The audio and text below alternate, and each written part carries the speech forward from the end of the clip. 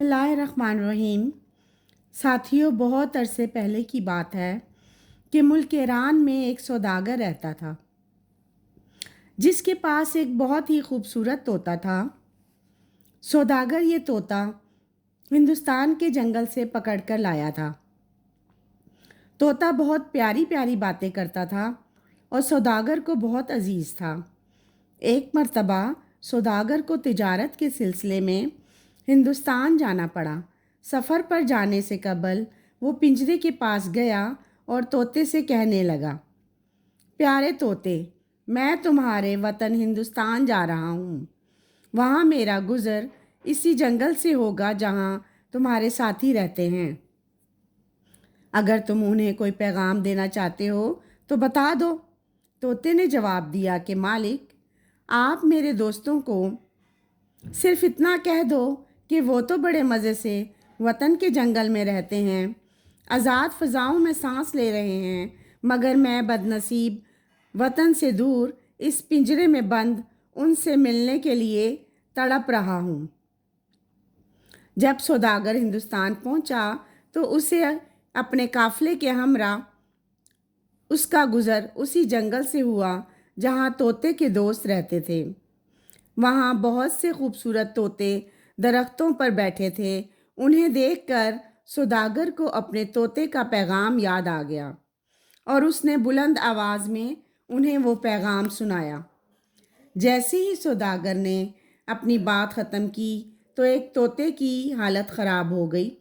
وہ بری طرح تھر تھرانے لگا اور درخت کی شاخ سے گر کر دم توڑ دیا۔ یہ دیکھ کر سوداگر کو بہت افسوس ہوا۔ اس نے سوچا کہ شاید یہ میرے طوطے کا قریبی رشتہ دار تھا جو اس کا دردناک پیغام سنتے ہی چل بسا۔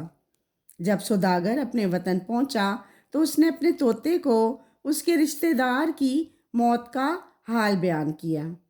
سوداگر کی بات سنتے ہی طوطے نے جھرجھری لی اور پنجرے کے فرش پر گر کر تڑپنے لگا۔ تھوڑی ہی دیر میں اس کی آنکھیں پتھرا گئیں اور جسم بے جان ہو گیا۔ اپنے پیارے طوطے کی موت پر سوداگر بہت غمزدہ ہوا اور اس نے خوب آنسو بہائے۔ پھر اس نے پنجرہ کھول کر طوطے کو باہر نکال کر پھینک دیا۔ جیسے ہی سوداگر نے طوطے کو پھینکا، طوطے نے پر پھڑپھڑائے اور قریبی درخت کی شاخ پر جا بیٹھا۔ یہ دیکھ کر سوداگر بہت حیران ہوا اور طوطے سے کہنے لگا کہ اے بے وفا طوطے، میں تجھے اتنا عزیز رکھتا تھا مگر تو نے مجھے خوب دھوکہ دیا۔ طوطا یہ سن کر بولا، تم مجھے اس لیے عزیز رکھتے تھے کیونکہ میں اچھی اچھی باتیں کر کے تمہارا جی بہلاتا تھا، مگر اے بے وقوف انسان، تم نے خود مجھے وہ ترکیب بتائی جو میرے دوست نے کہلا بھیجی تھی۔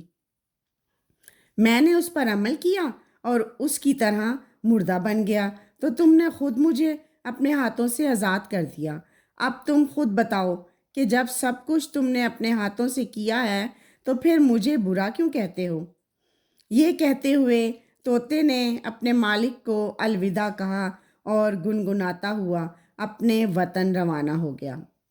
پیارے ساتھیوں، آزادی ایک بہت بڑی نعمت ہے اور اللہ پاک کا خاص فضل و کرم ہے کہ ہم ایک آزاد ملک میں پیدا ہوئے۔